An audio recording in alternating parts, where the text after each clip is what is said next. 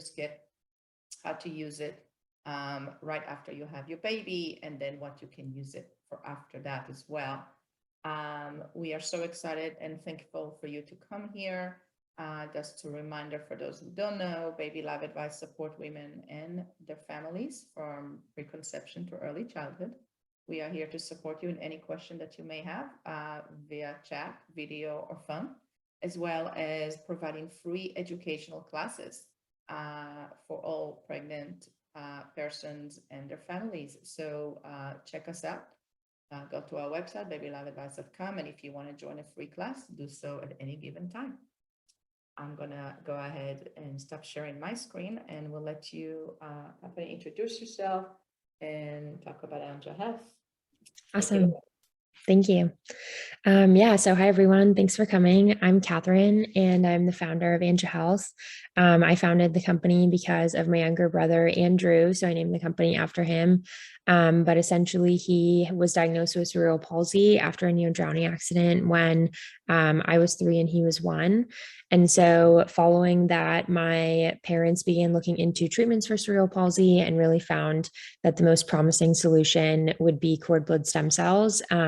So there's a really promising study at Duke University that demonstrated that children with cerebral palsy who received their own cord blood back into their body were seeing motor and social skill improvements after receiving a stem cell treatment. And so it's something that I had always been exposed to, and I had always known and followed stem cell research throughout my life because of that. But I always also knew how prohibitive it was for parents normally to be able to store stem cells because it is typically very expensive, and current players were explaining just stem cell research and the promise behind it in a way that I think was very archaic to me, like marketing in Times New Roman type thing. So I really wanted to have an opportunity for parents to be able to really stay close to the research and have a community where they can meet other parents and things like that. So these are all things that we at Anja Health are now working on, and also having a more affordable price point. So we're about 35% more affordable than the industry average, and we have buy now, pay later options through monthly payment options, in addition to upfront options. So that's sort of why I do what I do. But I wanted to also delve a bit deeper into just stem cells as a whole and how it works, and sort of frequently asked questions from parents. So we can start there. And definitely, as Sigi mentioned, feel free to comment any questions anytime. And I will stop along the way and be able to chat about those. So we can start with stem cells. So what are stem cells? Stem cells are our body's raw material from which all other tissues and organs are generated. So I like to think of them as sort of like blank cells, and they can be used to replace and repair damaged cells.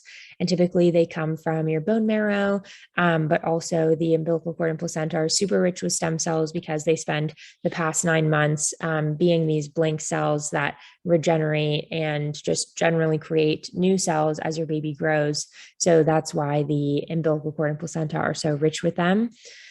And so they have the potential to really treat different types of medical conditions and diseases, as researchers realized many years ago. So a brief history of stem cell science. In 1978, stem cells were discovered in umbilical cord blood for the first time. And following that, people began looking into using it as treatments and seeing it as a really promising source of stem cells. You may have also heard of stem cells from embryonic stem cells in a more controversial way, where they come directly from fetuses, but they found that umbilical cord blood stem cells were not a non-invasive and thus like slightly more ethical way of being able to retrieve stem cells. And likewise, they were also more mature than those type of stem cells. So they were already specialized into either blood or tissue stem cells, whereas the former one that I mentioned could even potentially be carcinogenic because they weren't specialized yet into either blood or tissue. And so they could kind of become any type of cell. So scientists realized this in the later 1900s, so in the like 80s, 90s and such. And in 1995, the first cord blood transplant was performed on an adult leukemia patient. In 2004, that was the first time that a child was cured of a malignant brain tumor using their own banked cord blood. In 2009, we hit 20,000 successful cord blood transplants. In 2012, the double-blind clinical trial proved that it was effective in treating cerebral palsy. And in 2017, over 40,000 cord blood transplants were successfully done.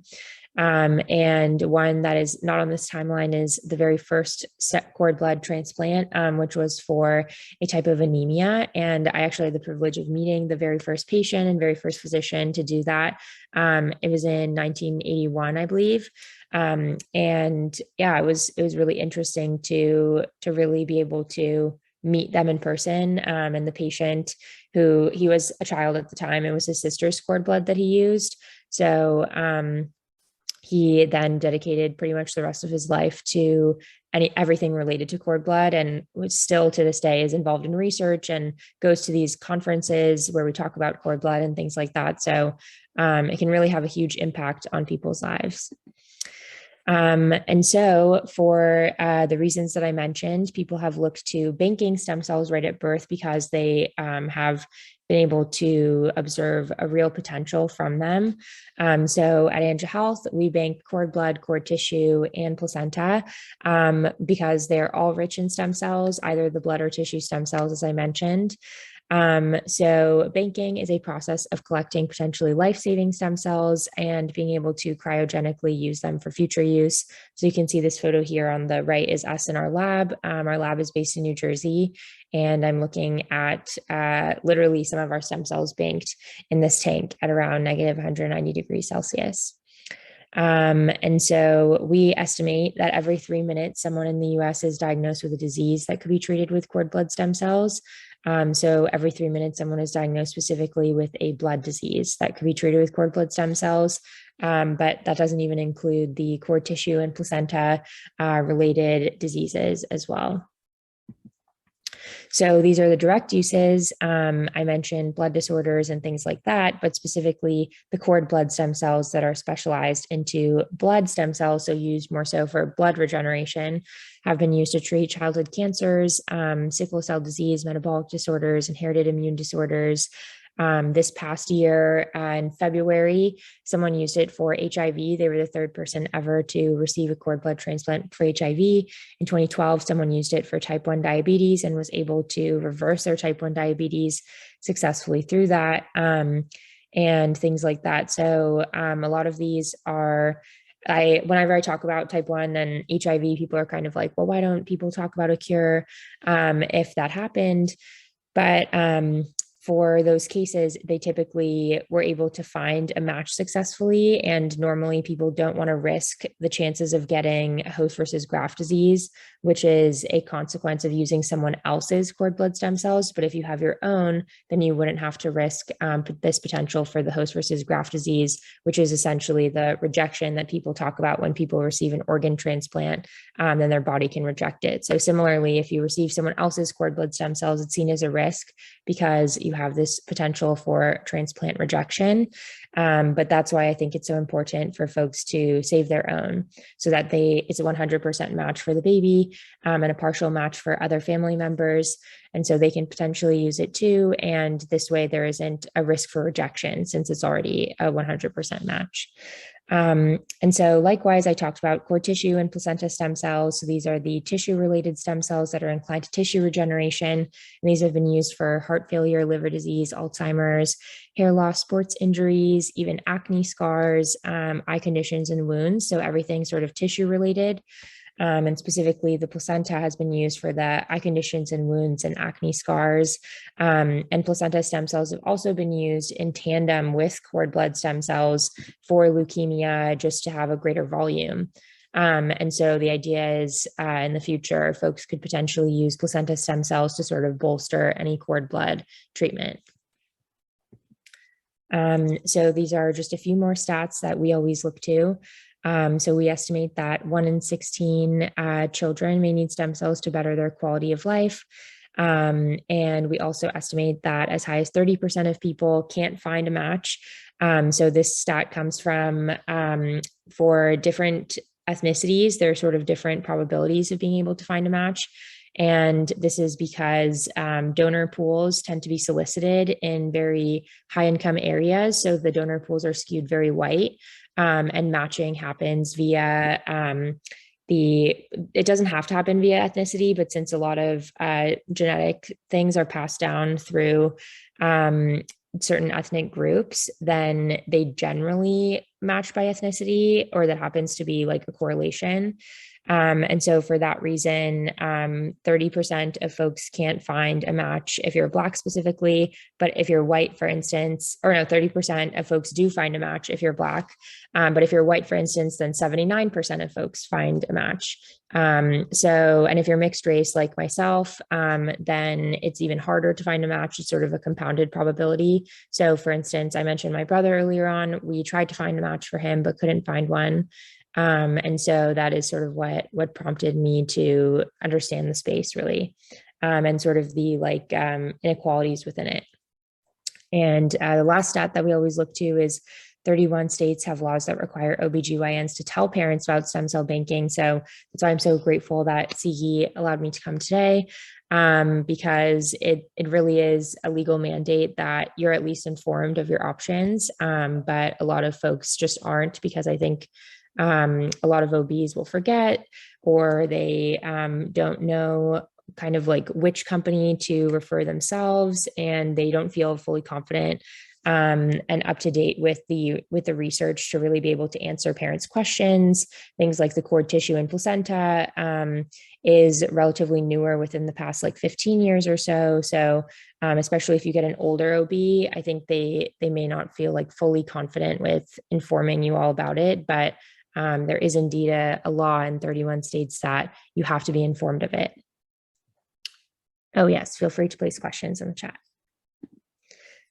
So yes, this is what I mentioned earlier. There are odds of finding a public stem cell match based on ethnic background. So these stats have changed a bit year to year. So for instance, I've seen the white one up to 79, the Black one up to 29, but also at 23. And then you can see the breakdown for other ethnicities as well. But like I said, it becomes sort of mixed as ethnicities mix in a family's background. So many of our customers are mixed race. About 30% of our customers self-identify as mixed race. For this reason. And I definitely talk about it a lot because of the trials and tribulations that my family faced.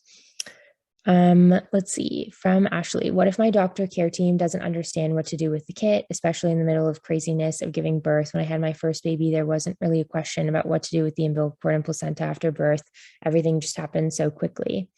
So we have instructions within the kit, and they can read them. There are photos, and we try to make it very clear. We also haven't done this in the past, but on Monday, we're officially launching a new version of our kit, which has the instructions are a stand-up folder. So they get sort of a two-fold use with it. So the instructions are printed on it, but also there's a big reminder that says, I am banking cord tissue, cord blood, or the placenta, and you can check them. And it serves as a stand, so you can just stand it up anywhere in your hospital room. And so we usually just tell our parents that they just need to look their provider in the eye to make sure that they understand that you are banking. And so typically, if you are just very open about your wishes, and whenever you display your wishes with your regular birth plan, so whether or not you want to have a medicated birth and things like that, you just can convey at that time as well, I would like to bank my cord blood, cord tissue, or placenta. Generally, I haven't encountered physicians that have never done cord blood collection. There are some people that have done it more often than others, but for the most part, they've at least been exposed to it. Even in medical school, for instance, people have told me that yeah, I remember doing that during residency type thing. But now I moved to an area where it's more low income and I haven't seen it as often. That's a really common story that I hear from OBs. But generally they do know what to do with the kit. So yeah, it's just kind of about conveying your wishes, and we can also help with that. We fax physicians beforehand. If you provide their fax number, we have a portion on our onboarding form for that. And we also notify your partner as well so that you can potentially have another advocate. And if you have a doula or anything like that, then we can speak with them too. Awesome. Okay, so now moving on to the difference sort of between Anja Health and other cord blood banks. So we definitely believe that stem cells are a lifesaver and not a luxury. So as I mentioned earlier, a really common story I hear from OBs is that they don't see it anymore because they moved to a low income area. And I think this is super true. Like if I walk into, which I have, doctor's offices in the Upper East Side of New York City, there are like 8 different pamphlets from different cord blood banks, and physicians tell me they see it all the time and 90% of their customers do it. But then if, for instance, our head of community lives in Springfield, Missouri, and she has gone into OBGYN offices and they're kind of like, oh yeah, like we see that sometimes, but very occasionally. And we don't really have any resources on it. So I think historically, just kind of like the top 1% has been targeted for cord blood banking. And for that reason, prices have continued to hike up and up and up because they see that there's inelastic demand. But we are really focused on really being able to have this more affordable option. So this is a story that I mentioned earlier, but this is myself and my brother. And we named the company after him, and we couldn't find a match because we're half Chinese and half white. And so other Anja differences are our quality guarantee. So we have our kit that Sigi mentioned. So if you do want to move forward with us, that's sort of the first step, is to get the kit. And then we also try to maximize stem cell count via our manual processing method. So in this way, we individualize recovery, and the alternative method for processing is automatic processing. And this is where folks sort of run cord blood, cord tissue, or placenta through a machine, and it's automatically processed. But with our manual processing, we have lab techs overseeing it. So you can see on the left, this is one of our lab techs processing one of our customers' real cord tissue cups and cord tissue, so the cord itself. And essentially, they will manually look through it. And in this way, they're able to individualize recovery and get up to 25% more stem cells than if you just ran it through a standard machine. And this is the higher amount of stem cells comes from the fact that they're able to really more deeply understand and individualize the approach. So all cords come in different sizes and lengths and things like that. So especially if you have a shorter cord just due to genetics, then for that reason, manual processing could be better for extracting stem cells. And then we also have our quality storage guarantee. So our lab is ABB accredited and also aligned with the FDA and the New Jersey Department of Health. So they're based in New Jersey. And we have our biological goods courier with 10 plus years of experience shipping cord blood specifically. And they will come and meet you wherever you give birth and bring it to our lab in New Jersey. And so for that reason, we're able to serve all 50 states. And we also offer an Anja account specialist. So we text you. We can also email if you would prefer, but our concierge reaches out via text when you order, and then you can text at any time. And during business hours, we try to respond within 10 minutes or less. So we have someone manning your account at all times. Let's see. Okay. And lastly, this is our pricing breakdown. So our kit is $199, but as Sigi mentioned, there's a discount for you all. So she will share the discount code after this.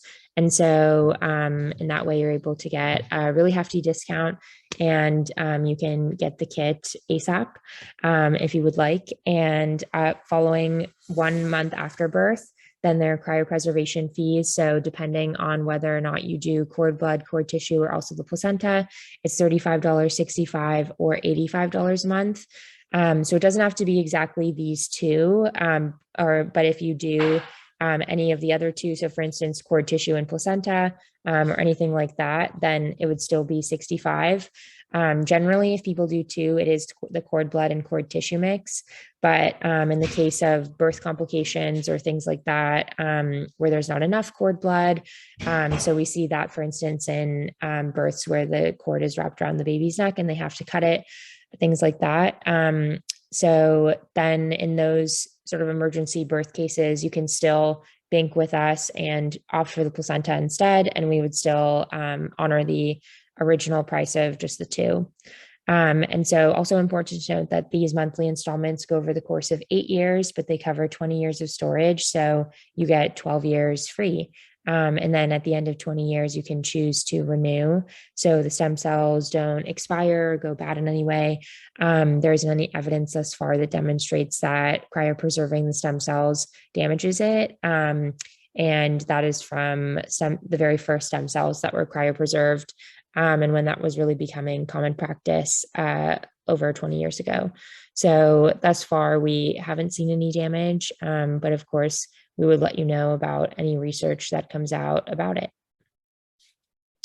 So yeah, that concludes the presentation, but definitely feel free to turn off or unmute yourself and ask any questions or drop them in the chat. Wow, Catherine, thank you so much. And I'm sure people have a lot of questions. I want to talk a little bit about my own experience. I have 3 boys. My smallest is 18, and we preserved his cord blood 18 years ago. At the time, we paid $4,500 to do it.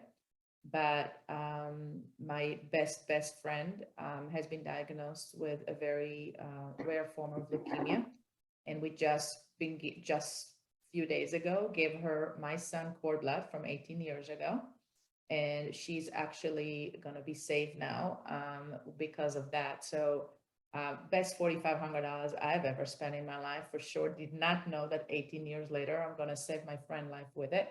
And that's the reason why I really wanted you guys to hear about this, and that you'll know that sometimes we don't know what we're going to be using something like this for.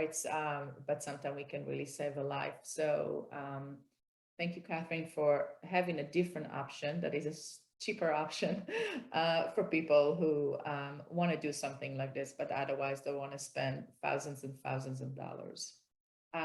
Catherine, I thought maybe if you have the kit itself and you can show it, it's the coolest thing you guys have ever seen. She really created a beautiful kit. We have a lot of parents who are already using it. And of course, you have a lot of questions. Please ask all the questions you have. Yeah, definitely. I'm just going to get the kit from the other room, and then I can show you all. Okay. So any questions? I see that that's blood clot. Have any application for mom and dad? Yeah, absolutely. You guys can use the cord blood for yourselves as well. This is not just for your children. So God forbid, again, if there is any reason why you are, getting ill with something that a stem cell can help with, you can use that. I don't know if you know, but there are people who use the placenta blood and the cord blood in beauty supplies. They put it on their faces. They use it to rejuvenate their face. That's not what this is for. People asked us about it last time, but definitely you can use other things like that. Yeah, definitely. Like Sigi mentioned, the cord blood and cord tissue, typically parents are a 50% match and siblings are a 75% match. And the tissue and placenta specifically actually doesn't require a match. So it's just the cord blood that requires a match. So definitely parents can potentially use it. I also saw a question, we are due very soon. How quickly can we receive the kit? So typically the kits take about 3 days to ship out, but if you are due really soon, we have emergency kits stored throughout the United States. And so for that reason, we're able to get a kit to you within 12 hours or less. So if you are due soon, I would definitely recommend getting a kit. because you just want to have it and don't want to be scrambling in case you're headed to the hospital and such. But we've literally had parents get one of our kits because they forgot and they're on their way to the hospital and they're 4 centimeters dilated. So but we still made it happen. So we can make it happen very quickly. But just to help yourself from being too stressed out, I would definitely recommend getting it sooner rather than later. We typically recommend around 30 weeks, since that's when you do begin to lay out your birth plan and such. But I usually just tell everyone, even if they're prior to 30 weeks, just get the kit anyhow. We don't send it out until 30 weeks, but at least you can reserve it so you don't forget. And then when your 30 weeks comes, then we send it out at that point. So that way it's not just sort of sitting in your house. But yeah, that's typically when we recommend it. So as I mentioned, we're launching a new version of the kit. So your kit might look different, but it's all of the same materials inside. And so this is the kit. Ooh, let me change my green screen. Okay. Yes, so this is the kit, and inside there are instructions on each side, but as I mentioned, the one that you receive may look a little bit different, but it contains all the same contents. And so we have instructions inside, and then we also have labels. And so it contains different time and date labels for each material, because as blood is collected and things like that, it, according to the FDA, has to be labeled. And then there's a shipping label on it as well. So it is just for reference for our couriers, but when the courier arrives to pick it up, they place another shipping label on it, and it's totally prepaid and everything like that. So there are no other fees other than the ones that I showed you all. And then inside of the kit, this is the placenta container, and this is the cord tissue container. And then the cord blood bag comes in something that looks like this, but this is sort of my demo kit, so I've already opened it, but typically you'll tear it open and then there's a cord blood bag inside. And so this is what's used to collect the cord blood, and there are anticoagulants inside if you can see the moisture. And essentially folks can stick this needle on this end into the cord itself, into the cord vein, and that's how cord blood is collected. So it's pretty foolproof, because if you don't see blood coming through the bag, then it's not being collected, and the vein is very large. So I would even feel comfortable doing it. And there are also a couple of other collection materials and things like that. And then also 3 vials to collect samples of the birth parent's blood that we screen for disease, since you are essentially setting up for a future blood transplant. Other than that, there are gel packs inside to keep room temperature within the kit, since it's really important that it is kept at room temperature. But other than that, that's sort of what comes in the kit and what you will receive if you get a kit. Kathy, is it BabyLiveAdvice is the right code still? Yes. I'm just writing it in the chat. BabyLiveAdvice is the code. Okay. Yeah, and the courier does pick up from the hospital.